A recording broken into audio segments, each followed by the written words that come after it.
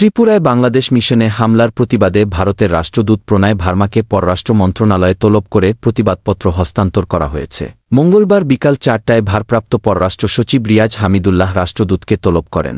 প্রায় আধা ঘণ্টা বৈঠকের সময়ে বাংলাদেশের পক্ষ থেকে প্রতিবাদপত্র রাষ্ট্রদূতকে হস্তান্তর করা হয় বলে জানা গেছে। আগরতলায় বাংলাদেশের সহকারী হাইকমিশন প্রাঙ্গণে সোমবার বিকালে আগরতলার হিন্দু সংঘর্ষ সমিতির বিক্ষোভকারীদের একটি বড় দল সহিংস বিক্ষোভ ও হামলা করে। এই প্রক্রিয়ায় স্থানীয় আইন প্রয়োগকারী সংস্থার সদস্যদের উপস্থিতিতে তারা জাতীয় পতাকার খুঁটি ভাঙচুর করে, বাংলাদেশের জাতীয় পতাকা অবমাননা করে এবং সহকারী হাইকমিশনের অভ্যন্তরে সম্পত্তিরও ক্ষতি করে।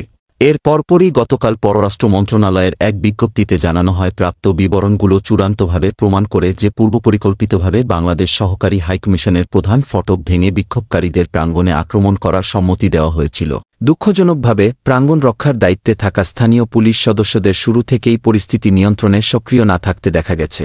বৈঠকের পরে ভারতের রাষ্ট্রদূত জানান, আমাদের মধ্যে বিস্তৃত সম্পর্ক, বহুমুখী সম্পর্ক রয়েছে। আমরা একটি বিষয় বা এজেন্ডা নিয়ে বসে থাকতে পারি না। আমরা বাংলাদেশের অন্তর্বর্তীকালীন সরকারের সঙ্গে যুক্ত হতে ইচ্ছুক এবং শান্তি, নিরাপত্তা ও উন্নয়নের জন্য আমাদের অভিন্ন আকাঙ্ক্ষা পূরণে বাংলাদেশ সরকারের সঙ্গে কাজ করতে আগ্রহী।